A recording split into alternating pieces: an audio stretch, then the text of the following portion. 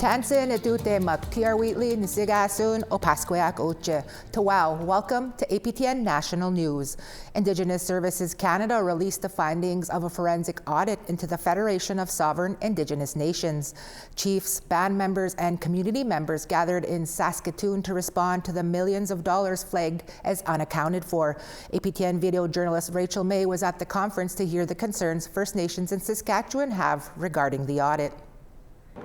$34,251,566. That is the total amount auditor KPMG deemed ineligible, questionable, or unsupported in funds the FSIN received from Indigenous Services Canada. The forensic audit was launched following various allegations against the organization.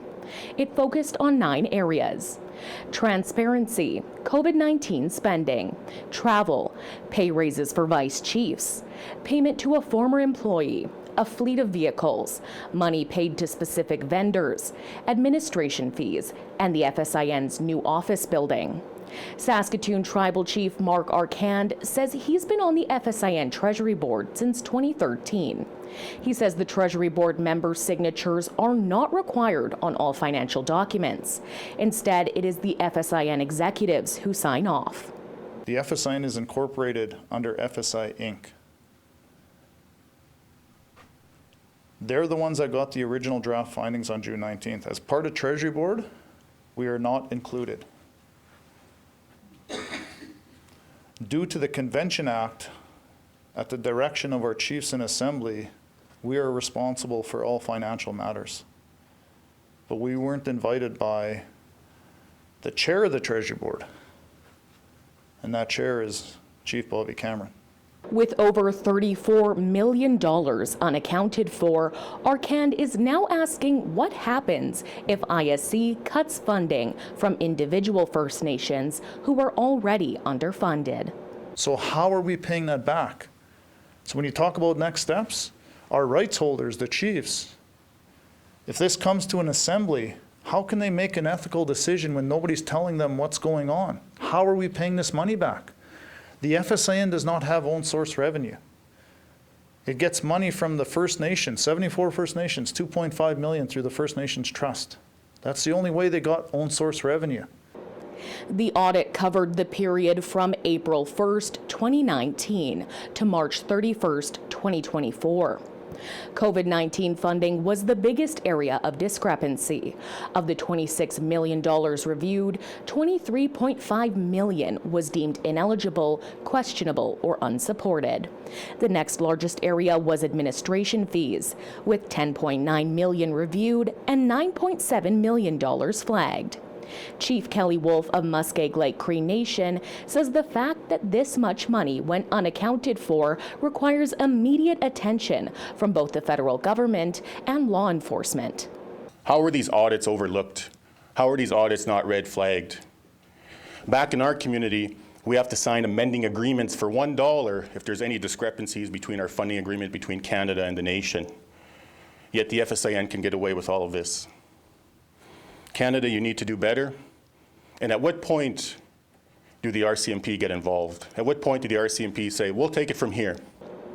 Former second vice chief of the FSIN and former chief of Flying Dust First Nation, Bob Morasti, says the organization needs to hold its leaders accountable, something he believes cannot happen under the current executives. These people cannot continue to have that division amongst our nations that's happening. Their continued role as executive will continue this division and disunity amongst our people, amongst our nations. That can't happen anymore. We must clean house. The FSIN is expected to hold its General Assembly on October 29th and 30th in Yorkton. Tribal Chief Arcand is calling for the meeting to be moved to Saskatoon, where the FSIN office is located, saying it would save money, especially with over $250,000 in unaccounted travel funds. Rachel May, APTN National News, Saskatoon. Thanks, Rachel, and apologies, that press conference was on Friday. A Mohawk entrepreneur is suing the Quebec government for millions after the provincial police seized his trucks and tobacco. As Savannah Craig reports, those involved say this signals to a much larger issue. The province is not respecting treaty rights. There we go. We're suing for $8.1 million, which is based on the actual losses of those delivery shipments and the loss of business that they caused. So we made 287, running at like 3,500. The president of a Ganawage-based tobacco distributor is taking Quebec to court. Tobacco has been traded between our people for thousands of years. It's one of our 4 sacred medicines. It's very important in all of our cultural practices. So we consider it to be our product. You know your machine, Jesse. Robbie Dixon runs Rainbow Distribution. He says Quebec is preventing nation-to-nation trade, alleging the provincial police seized his company's vans and products multiple times over the last year. He alleges that his company has racked up hundreds of thousands of dollars in fines under the Provincial Tobacco Tax Act. He's seeking compensation from Revenue Quebec and the Procureur General of Quebec. You go back to the British North America Act of 1867, it was declared right there that provinces have no jurisdictions at all on First Nations territories. So all these disruptions of nation-to-nation trade go right against any type of laws that or treaties they've made in the past. The seizures of vehicles, rainbow vehicles, that are referred to in the lawsuit involved trade with the Chippewas of Georgina Island, Tyendinaga Mohawk Territory, Watak Mohawk Territory, and Listigash Mi'kmaq First Nations. Dixon's lawyer, Julian Faulkner, says previous court rulings allow for nation-to-nation tobacco trade, citing the rulings of the Montour decision and the Kane judgment. Until the government is successful on reversing those rulings on appeal, the governments are bound to respect it. And we say that the opposite is happening here.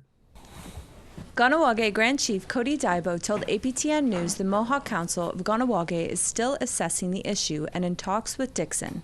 Generally, anytime community members or First Nations people get into any type of industries, there's always, this notion that it's not legal, but these are inherent rights at the end of the day, and we don't need anybody's permission. These seizures raise concern for Ganawage's prosperity. Will that be all? Yeah, but then whoever finishes the quest first, we're gonna have like a $1,000 or $2,000 prize for that team. Yeah. Rainbow employs more than 100 community members, according to Dixon. We donate upwards of $1 million a year to community programs. We are a big supporter of the community of Ganawage as a whole. And this is really going to interrupt not only, like I said, not only Rainbow business, but our ability to support these programs, our ability to support Ganawage. Dixon says much of First Nations trade is dependent on relationships with other Indigenous communities. We have to stand up now, assert our inherent rights, our sovereignty, and take a stand before it gets worse. I think most of the food will be served at Johnny Ray's. Revenue Quebec and the Office for the Procureur General stated they could not comment as the case is before the courts. Savannah Craig, APTN National News, Ganawage, Mohawk Territory. We introduce you to a Métis scholar who helped write a book geared toward residential school denialists when we come back. Cheskwa.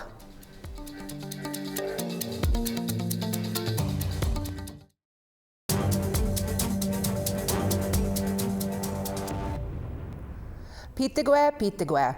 A Métis scholar recently wrote a book with Orange Shirt Society's Phyllis Webstead. Decolonization in Me confronts residential school denialists. As part of our continued coverage leading up to National Day for Truth and Reconciliation, Christine McLeod tells you in her own words what this book means to her. The screenshots and the comments that we saw, some of them were just so inhumane and cruel. My name is Christine McLeod. I'm from Victoria, BC. I am a PhD candidate in Indigenous education. And so Phyllis and I, took screenshots of these comments purposely and of course hid the identity of the people. But I wanted to be able to address them directly. One that really hit me, and actually I cried for a long time around it, was the ones around our mental health. And the fact that we would write a book like this, that we must be mentally unstable and ill. And it's like, no, actually, it's about getting our voices out there. It's about people understanding and having a sense of the story and our own stories. And so for me, another comment actually that stands out as a teacher, I read there was a comment that I screenshot that was about a father saying, well, on Orange Shirt Day, my child will wear white. And it took me back to think that this is a father of the next generation, and he's going to teach that child to have that same racist attitude. My grandfather faced racism over and over to the length that he had many challenges in his life and hid his identity, although it was quite obvious, but he tried to hide it. And so that my family lost our connection to our family, to our culture. And so this book for me was a rediscovery, a reclaiming of that culture, and a moving forward in my own process, and to support others in moving forward and becoming a part of the process of truth and reconciliation. The person that owns Medicine Wheel Publishing, also having experiences and seeing that as he released books, as they release books, the experiences and reactions of people towards Indigenous voices. The book is actually broken up somewhat to resemble a healing process. So first is denial, and then acceptance that something happened, and then, or acknowledgement, and then accepting into your heart that you need to do something about it, and finally moving forward into a healing process. And so each one of those parts begins with questions that Phyllis and I have faced that, that maybe people say out of ignorance. And then the book goes into factual information that's been researched and backed up about Indigenous experiences. And then also bringing in Phyllis and my story that connect with those experiences. So there's that human element, so people can understand that the relevance and why and the personal aspect. And then at the end of each part, there are reflection questions. This book is intended for people to feel uncomfortable. And because to heal, I believe we have to sit in discomfort. We have to face painful and uncomfortable things. And in order to do that, I think for too long we haven't. And from the people that I know that have read the book already, there is this sense of understanding, coming to an understanding, and really getting that they need to do something. They need to be a part of the change. It isn't up to Indigenous peoples to do all of the work. It's up to all of us as Canadians to do the work to make change happen. And I think that that is what the intention was for me in writing this book. Fort Whyte Alive is an organization on Treaty 1 territory in Winnipeg that provides outdoor and indoor programming, learning, and recreation on over 600 acres. For the entire day on September 30th, Fort Whyte will be offering free admission for National Day of Truth and Reconciliation.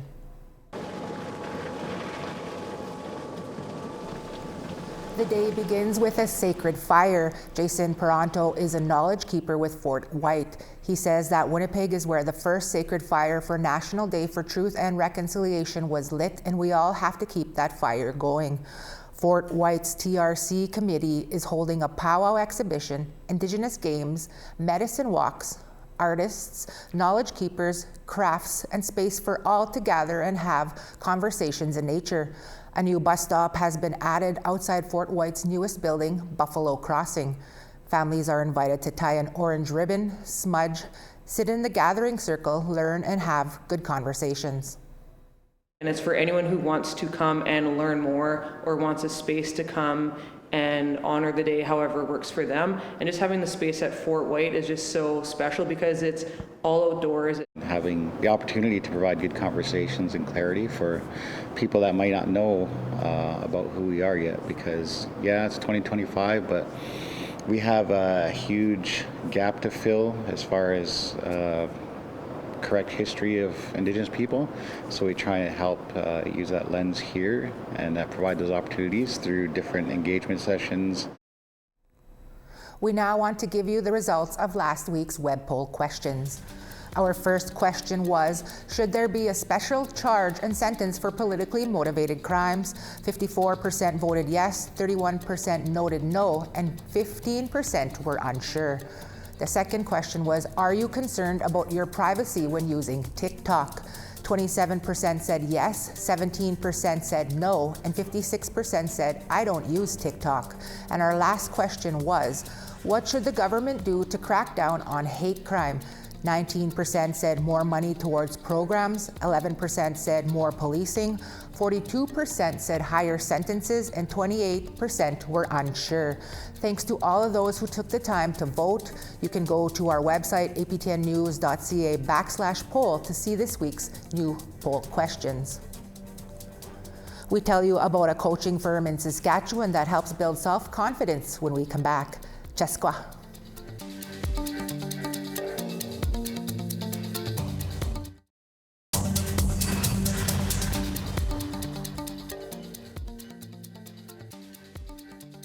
Starting on the East Coast, Charlottetown 20, Halifax 23, Kuujjuaq 8, Nain 4,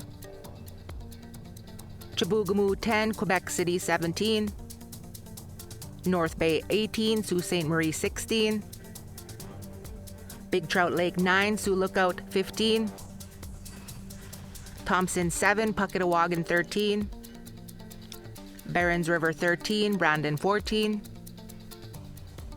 Saskatoon 11, Regina 13, Uranium City 9, Buffalo Narrows 12. Moving west, Fort Chipewyan 16, Peace River 17, Edmonton 23, Lethbridge 26, Kamloops 19, Vancouver 17, Dease Lake 9, Smithers 12, up north, Old Crow -3, Mayo 6, Norman Wells 4, Fort Simpson 13, Tuktoyaktuk 0, Colville Lake 3, Cambridge Bay 3, Baker Lake 8, Resolute 0, Iqaluit 4. Thanks for staying with us. Our next guest is Alana Obey, who is Cree and the founder of Obey Coaching that serves the people of Treaty 4 territory in southern Saskatchewan, where she offers services that are designed to empower Indigenous youth, families, and communities that help to work on confidence, healthy boundaries, and life skills. She joined our Cree Sinajakote earlier to speak more about Obey Coaching.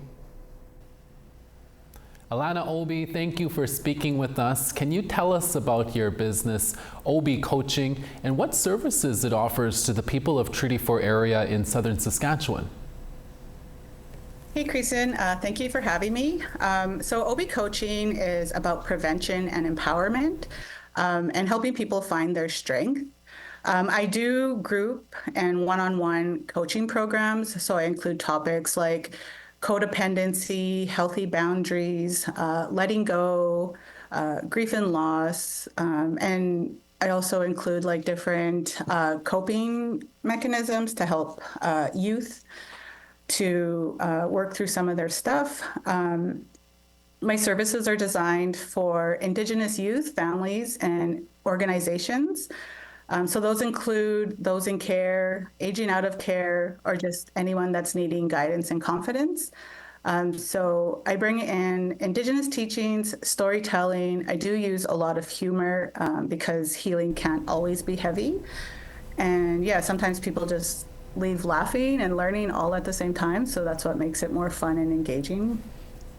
And Alana, can you tell us about where you got the education to do this and including the experience? Yeah, so I became certified as a life coach through the Certified Coaches Federation back in 2020. And that gave me a strong foundation in personal coaching skills. But I'd also like to say that my biggest education came from lived experience and growing up in foster care, learning to heal from trauma and just rebuilding my life. So I align myself with different healing modalities, different teachers, anyone from ceremony to therapy to land-based practices. And I committed to doing the work to continue my own healing. So combined formal training, cultural teachings, lived experience. I created programs that are professional, culturally safe, trauma-informed, and relatable to Indigenous youth. And as you mentioned, Alana, I read that you are also a survivor of both the foster care system and the residential school system. Are you able to briefly talk about that, including some of the challenges you overcame and how you now want to share those life lessons with others? Yeah, so I grew up in foster care. I also went to residential school when I was 12 years old. And during those experiences, I faced a lot of challenges like identity loss. I was disconnected not only from my culture, but from myself, and just learning survival skills instead of actually living. You know, so for a long time, I carried pain without tools to process it. So I didn't know what boundaries were. I didn't know what healthy relationships were. And it was a time in my life I would think like, why do bad things always happen to me? Or why me? Or like, why this? Or why can't I have a perfect credit score?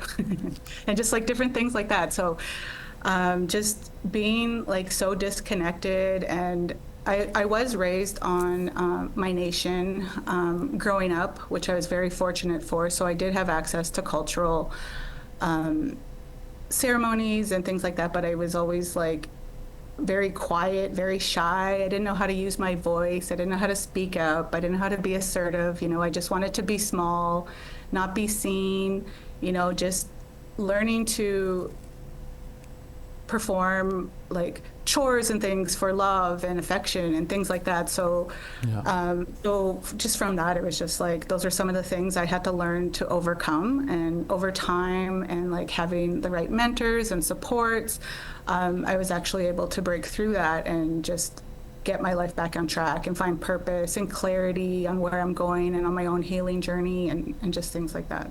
Yeah. You talked about it a bit again, Alana, but can you tell us how important it is for our people to find help and self-healing and life's purpose during a time when many of us are still dealing with the everyday impacts of colonialism? Yeah, it's so important because colonialism did leave deep impacts that we're still carrying many generations, but healing is possible and it is happening. So when our people do find help and support and then like the right mentors, it opens doors to self-healing, and that healing brings clarity on who you are, where you're going, where you come from, you know, and then finding life's purpose also allows us to step fully into our power. So instead of just being defined by our past, that's what I try to offer through OB coaching. It's just a reminder that it's always at your path, it's your path, your pace, and it's your power. And like, healing doesn't erase the struggle, but it gives us strength to carry it differently, like with pride and laughter and direction. And it just makes everything so much calmer, I guess you could say. Alana Obi, we'll have to leave it there. Thank you so much for your time today. Thank you. And that's all the time we have for this daytime newscast. Join me again at 6 p.m. Eastern, where we'll have continued coverage from across the country for National Day for Truth and Reconciliation. I'm T.R. Wheatley. It's been a pleasure to be here with you this Monday. Mino, Puna Penil. From all of us at APTN to all of you, Agase, Gitam, Gigawapa Mitinanaw.